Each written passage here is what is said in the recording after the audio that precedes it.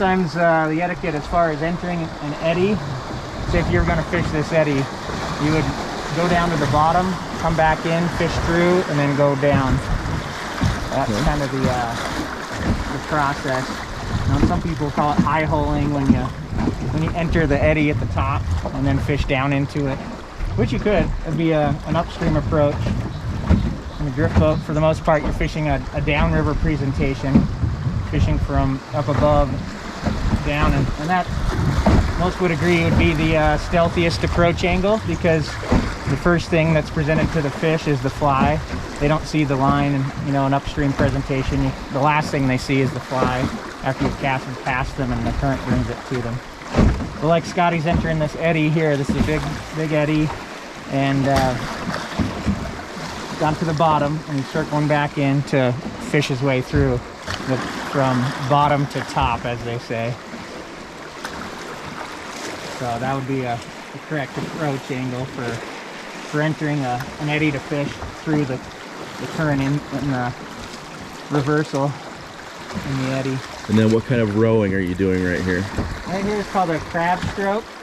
So you put the stern just a touch to the direction you want to go. I want to go right, and I'm pulling water with my right oar towards the side of the boat. I'm doing a normal stroke on the left oar to keep the boat in the same position. If I just did the crab, the boat would try to spin. And if I keep it counterbalanced with that other side, I can suck over without changing the angle of the boat. Normally when you want to change positions with the boat, turn the stern, row backstroke with a couple of oar strokes to get where you want to go, and then you turn the boat parallel again to the flows and run the flows. But crabbing allows you to slip sideways without making that angle change, which is more beneficial for anglers, not having to throw them off by changing the angle of the boat. Now I'm going to do a spin move where you push and pull with both oar strokes to turn around and face this lively crab here. We'll do a different approach. Okay. So if you're hitting a rock, try to hit it square on, like this, straight ahead. You don't want to hit it sideways. If you're hitting a rock is unavoidable, hit it straight on, and then as soon as you hit it, be ready to pivot. So we're going to hit this rock and then just spin as fast as you can around, go completely around, straighten out, and then you've spun around the rock. So that's a pro tip there if you have to hit a rock. That was awesome. If you do hit rocks sideways, the design of the boat will push, the current will push on the side of the boat. The rock will stop you here, and it pushes that front end, the upstream side of the boat, down, and you can fill up quickly and pin the boat to the rock. So as soon as you hit it, spin around the rock with a push-pull stroke like this, either that way or that way, but put both oars in the water in opposite strokes. There are two types of strokes: a pushing stroke where you put your oars in the water and push. That's kind of for speed. If you want to go downriver faster, push with your oar lock or oar blades in the water. And then there's the pulling stroke, which is the normal fishing stroke, and the normal navigation stroke is a pulling stroke. The design of a drift boat has rocker, or the kind of the bottom of a rocking chair design. It's flat, which provides stability, but it's rockered from bow to stern, from front to back, so the river flows underneath the boat as you row backwards. So as you approach something, unlike say a canoe where you need speed to steer, a drift boat you row slowly, allowing the river to go underneath the boat, and you have plenty of time to maneuver around obstacles by going slow and picking your way through a rock garden or some type of structure field. So that's why the drift boats are designed with that rocker, because one, they can pivot quickly like we've seen, because the bottom of the rocker is kind of right usually where the oar locks are. Allows you to spin it on one axis there pretty simply, but also to allow the river to slide underneath the boat as you slowly navigate through the river. Okay, this is the second rapid on the Green River, called Steamboat Rapid, Little Steamboat. And there's, on this rapid, you can see the V going down and almost aiming right at that rock. If that is still okay to follow the V down, but just before we hit the rock, we'll steer with the back end of the boat to the right and row backwards to pull away from that big rock. So as we enter this, we'll follow that slick water down into the rapids, but I'll make sure to have the back of the boat pointed towards the right bank so I can row away from an obstacle. And in a drift boat, you steer by pointing the back end or the stern away from what you don't want to hit, and then rowing towards that stern, so you row backwards.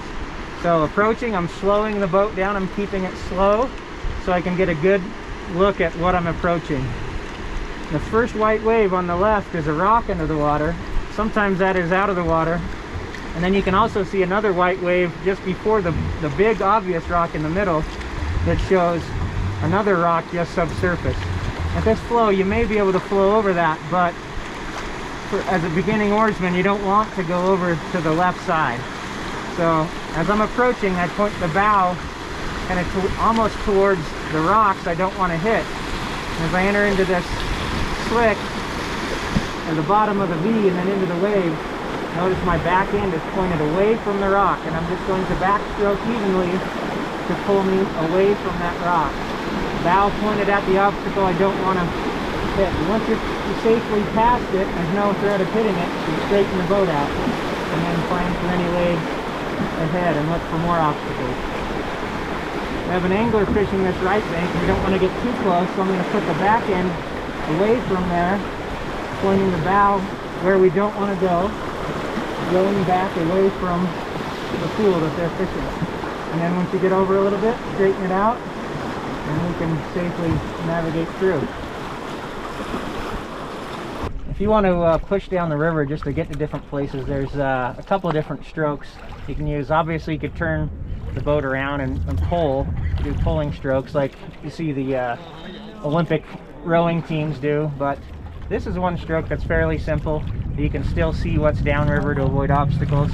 I like to feather my oars as I do it. I turn the oars flat out of the water, and then you twist them vertical to get a little aerodynamic advantage. But this is an easy stroke just to push down, and then if you get tired of that, I like to do alternating strokes, which is a very easy cadence to maintain for a long period of time. Just to push through some flat water where you're not planning to fish, but just go down the river. So that's pretty simple oar stroke. And then the other option, which I talked about earlier, is to turn around.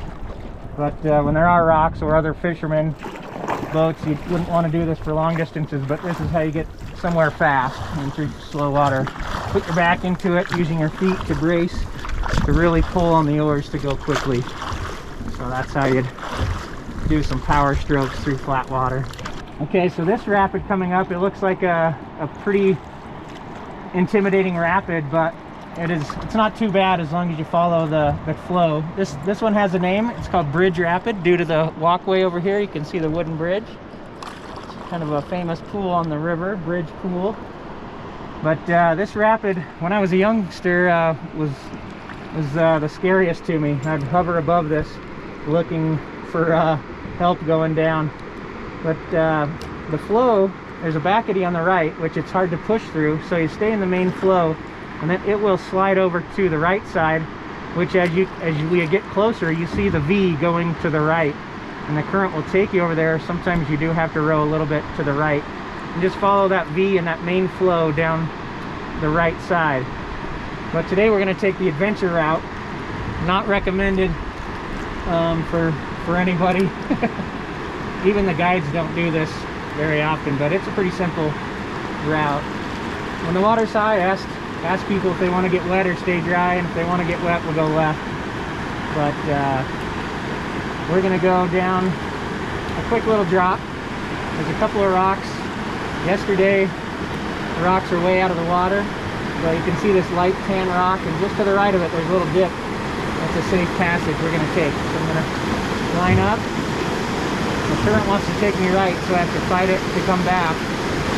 Line up and then As we get to this drop off, I'm going to push so we don't get sucked back into the wave. First getting on. Woo! Take the adventure out. And that's how you get some water in the boat. We're coming into the fourth rapid on the A section of the Green River. This one's called Rollercoaster Rapid. It's pretty straightforward. It's kind of fun at this water level. Just over 2,000 CFS, or 2,000 cubic feet per second volume of water. There's no real obstacles to dodge. Once again, we'll just follow into that flat water V heading into the rapid, and then keep it straight and follow through the white water. Because there are a few rocks on the left hand side, there are a few waves, kind of lateral waves that come sideways, and sometimes you get a little water in down by your oarlock. They come from the side, but just keep the boat straight and drift through it. The back row, of course, to slow us down, to look for obstacles. Follow the flow.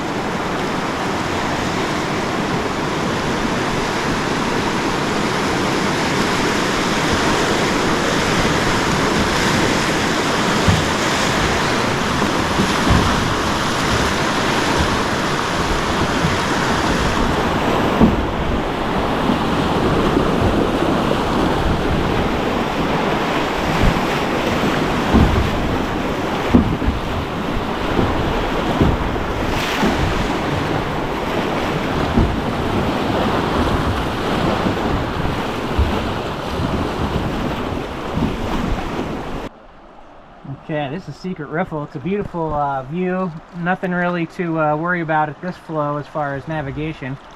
But people love to fish this, especially during the blueing olive hatch. When the water's a little lower, or even when it's this high and the water clarity is good. On a drizzly day, you'll have boats lined up here to fish risers or net fish the riffles for fish eating the Baetis mayfly. And basically, you just have to dodge boats versus rocks through here. At the very bottom, there's a few rocks that are great to fish behind. But in the springtime, you'll have boats that'll put in and row right down to this spot to start fishing, because it is such a productive area. The Green River from the dam flows primarily an easterly course, and then makes this turn in the canyon a little dash to the south before it turns east again, and you just get a beautiful view of the rocks and the canyon walls, and you get a nice riffle where you have a shallow section for a big wide area that has plenty of fish. So if I were to fish this with anglers in the boat, if we go by this, I would try to slow us down, try to match the speed of the current coming off of the shallow shoal on the left side, casting on the edge of the fast water and the slow water in the pool. Where what I always describe as where chop meets stop or where slow meets go, the fish could easily live in that slow water looking into the fast water coming down to intercept a meal, or have a bug pushed into the slow water. So it's easy living for them. And so we'd go along the edge, fishing the outer edge first, and then as we get closer to the bottom of the back eddy, which is near those juniper trees there, I'll start turning the boat and drift in fairly slow and fairly quietly, making quiet oar strokes not to spook the fish just behind us. I'll put the back end in, rowing a little bit sideways, and then when we get close to the bank and into slow water, I'll pivot the boat, and then we can approach the pool from another angle. There's two different ways we could fish this, and if we wanted to concentrate more on the outer seam line, we could stay fishing off the left-hand side, still working our way with multiple casts or following the drift up the shoreline, but we could fish the outer seam line with multiple casts like an upstream presentation. And we could fish our way up this pool, and then when we get to the head of the pool, we could turn into the current and go back down the outer seam line. Now if we were fishing dry flies, I would turn the boat with the bow out, and that would open up the bank line to fish right up along the shore with, say, an ant or a beetle, a grasshopper pattern in the midsummer. And that'd be a good place to try as this eddy flows up through this shoreline. So that's how you'd approach a back eddy pool from the drift boat. You'd go past the pool, circle back into it, and fish either the bank side or the current side, depending on how you're rigged and how you want to approach the pool. And then, so I'll just push to the top of the pool and show you how to re-enter into fast water. And because drift boats have kind of a sharp edge along the side, you do not want to enter fast water at a steep angle, or if I go straight across, that current could push me and kind of tip the boat. So before I really get into the fast water, I'll pivot the boat and use that slope of the bottom of the boat to ease into the current. So I'm going to make kind of a gradual entry into this fast water so the current doesn't grab me and swing me around. So as I enter into this current, it's an easy transition into the fast water from the slow water. And so you can see how that was pretty smooth. I might do it one more time just to show you the difference by going at a steeper angle, so you can see the negative effects of going kind of perpendicular to that current. So I'm going to just push into this back eddy, and we'll go back around one more time and enter it in a different fashion and show you the result of entering it to where the current catches the side of the boat versus the current flowing under the back end of the boat. So I'll get some momentum and then head into the current just straight sideways, and we'll see what the river does to us.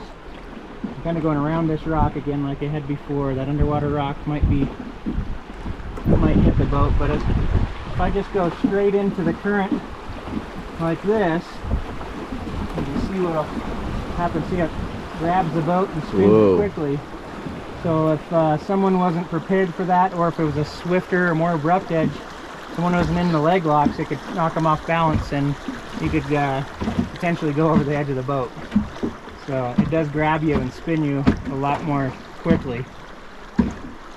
So that's kind of probably the improper way to enter a fast current from slow water. Whereas the first time I went through was probably more of the safer way to get through from slow to fast. Okay, so this is the notorious mother-in-law rapid we're heading into, and I'm going to take it kind of the safe route, which is straight down the main flow. We'll follow the current. This rapid is kind of like an S-turn.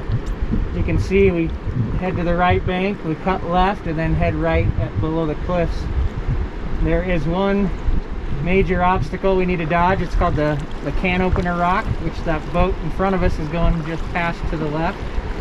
A lot of people get in trouble because it looks like the current is going to shove you right into the cliff, and so people will try to get as far right as they can. In lower flows, there's a wall of rocks on the right. You can't go right of that rock. You can see kind of in the middle just before the cliff, so you have to go left of it. So basically we're going to line up on this right side, stay off the right bank a little bit, and just follow the current down. This is kind of the main volume flow right here. Just going to stay in this. In Mother-in-Law Rapid, you want to kind of hit the larger waves at the beginning. So you look for those bigger standing waves and try to go right through the middle of them, and the current will slide you left of that can opener rock. Just ride these waves straight down into the rapid.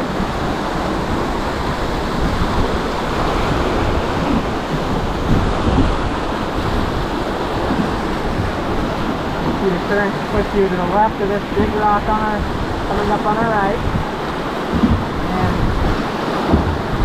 plenty of room between the cliff and that rock. So just follow through here.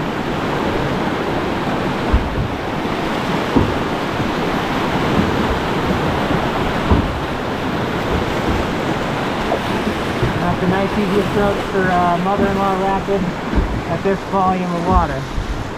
In lower volumes, there can be quite a few more rocks to dodge, but you'll still travel that same path, watching for obstacles near the bottom of the rapid. There's a nice beach over here on the right. We're going to put the back end over towards that and slide into that beach. I'm going to row away from the main flow and into the pool. And that's Mother-in-Law Rapid in a nutshell. Okay, we're going to come into Dead Man Rapid here. It's a rapid you have to decide to take the left side or the right side kind of early on. And you go down where the rapid pinches at the bottom. There's a big rock in the middle you have to go left or right of. Hard to see right now, but we'll see it when we get closer. So I'm just going to take the right side, which is probably the safest side, and we'll work our way through this rapid. There are a few rocks here and there. As you can see, like over there, there's a sleeper rock just below the surface, as we call them, sleepers, because it's hard to see until you're right on them. There might be a sleeper rock right in front of us, downstream a ways. So we look for those standing waves. If you see a bigger wave, looks like a bulge over the top, yeah, just steer left or right of those. So we're going to stay kind of in the main flow, coming down, dodging rocks as we approach them. So I'm going to go left of this sleeper rock in front of us, so my back end of the boat, my stern is pointed left, rowing backwards with even strokes till I get to where the current will push us to the left side of it, and I'll straighten out and we'll go by that rock. Those rocks aren't too dangerous, but at volume you can hit that and get pinned against it, push the front end or push the side of the boat down. You just do a little damage to the underside of your boat. Now you can see a bigger rock straight ahead of us, and I'll probably go to the right side of that and to the left side of this rock to the right side. So 2 rocks just to kind of shoot the gap. Once again, steering with the back end. Once I get lined up, straighten out the boat, even strokes on both sides. I'm going through these 2 rocks, no problem. When you want to turn the boat, make a hard stroke with one oar, then counter it with the other oar, and then do even strokes. We'll actually take the far left side of here just to go through a different direction than the boat in front of us. So now you can really see that big rock in the middle. You do not want to hit that rock. So we'll go to the left side of it. So I've lined up in the gap, and we'll just shoot through the gap there.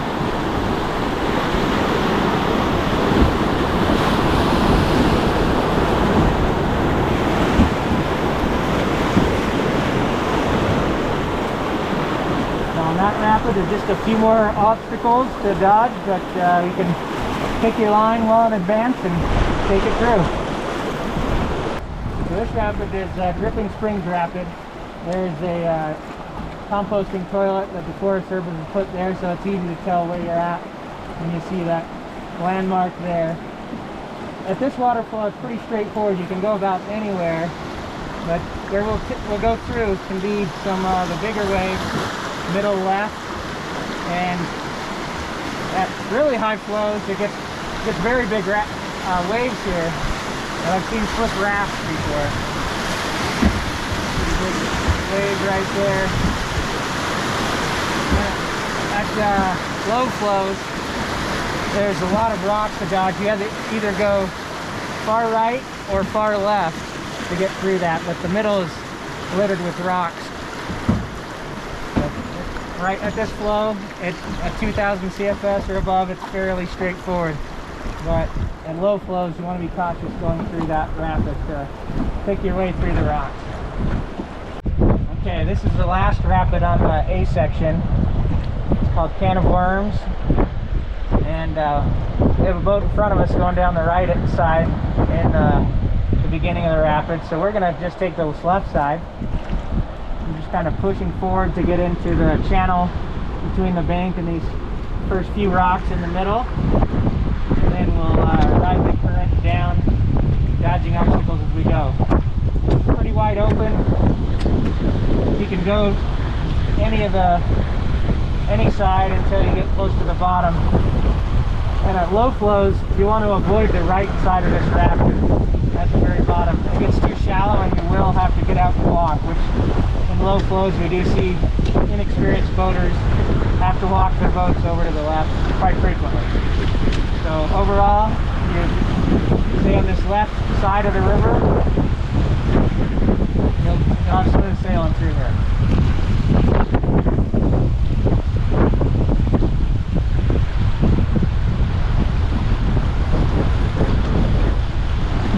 We do have an upstream wind blowing and it's slowing down our progress, so instead of rowing backwards, I'm pushing forward a little bit just to get down the rapid.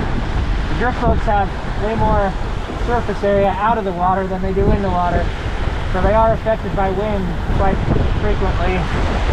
So when the wind's blowing hard in your face, sometimes you'll have to use a push stroke or a forward stroke to get through the wind, even in a rapid.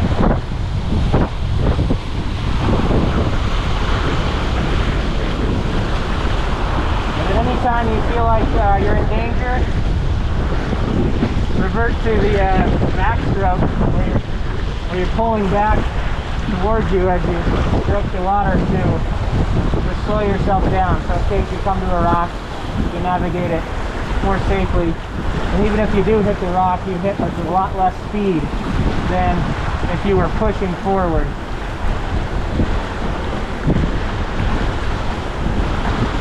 We have this rock in front of us. I'm going to push the bow, point the bow at the rock and row back to dodge it. Once we get past it, just turn and safely navigate it past that rock. And now we'll just, as an exercise, we'll just row over here and try to go between the gap between these two rocks. I'm going to backstroke, take my time to line up. The current's still pushing us toward it, but I'm going to try to line it up right here, pivot around. And here I'll have to ship my oars in or slide them into the rock and go right through that gap. And I want to miss the rock in front of us, so I'll back away from that by rowing backwards. Once I know I'm clear of it, turn the boat and we clear the rock. So you can see how you safely navigate around rocks and obstacles. Sometimes you can use a rock to slow your descent down the rapid. So there's a hole or a slow water behind this rock, a little eddy. I'm going to row in behind it. Once I get behind it, I'll straighten the boat out. And you can see you can slow it down. If you're not sure what's coming up next, you can use these rocks to slow your descent and then look downriver and really assess the situation and pick your route. So that's a way to use the river to help you go slowly through the rapids. Okay, so on the oar, you have the blade, which is the part you push or pull the water with. You have the oar shaft, and then you have the rope wrap, which usually is where the shaft will rest in the oar lock. You have the oar stop, which prevents the oar from slipping down out of the oar lock. So that's a great way if you have to grab the anchor rope or something else. It just leaves your oar positioned in the oar lock safely. And then you have the handle up here. When you're rowing, one good thing for beginners is to position the blades vertically and then put your thumb on the ends of the handles.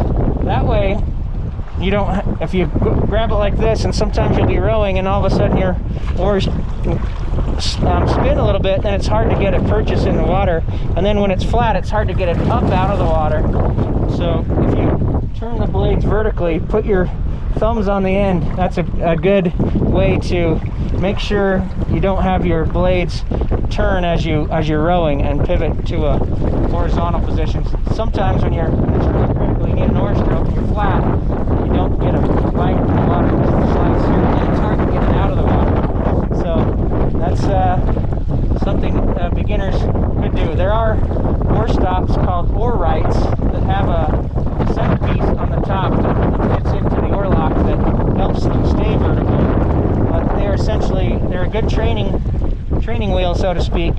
But when you learn how to row, you want to be able to pivot or feather your oars, where through the air you turn them flat to slice through the air more effectively, or shift your oars where you slide it in or out to clear a rock or a log, any obstacle.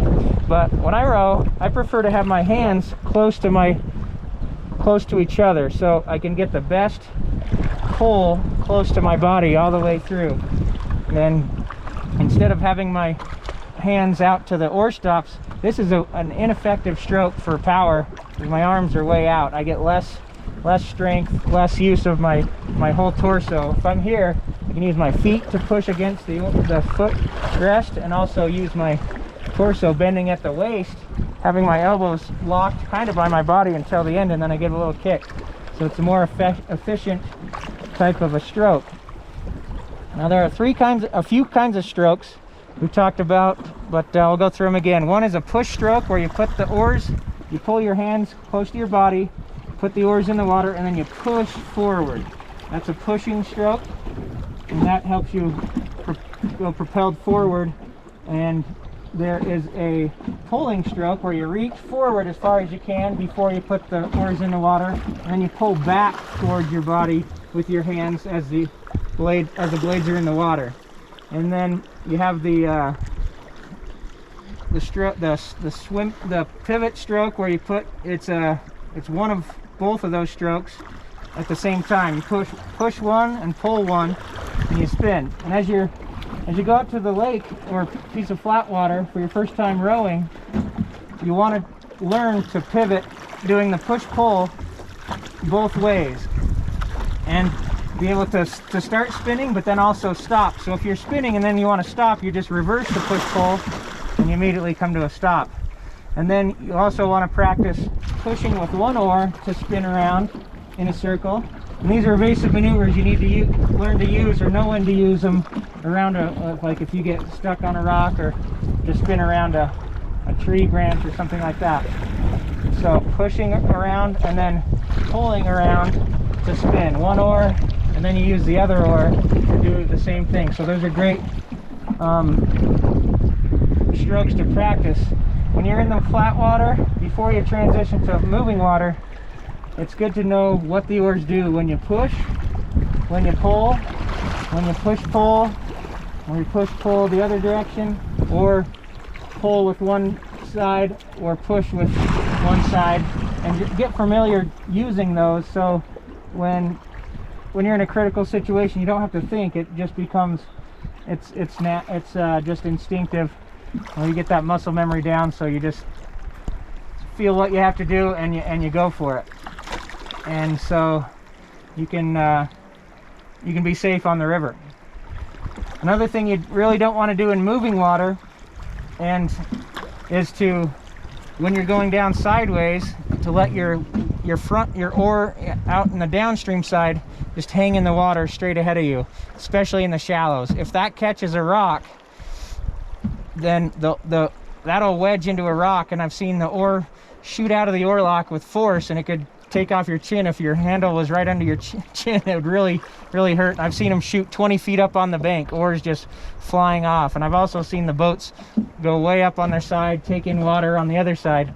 And so it's dangerous to have your oar just sitting in the water as you're drifting, especially the downstream oar out in front of you. So there's a couple things you can do. So sometimes you're switching positions in the boat. Your buddy's fishing, he just caught a nice fish, so it's like, I'm fishing now, your turn to row.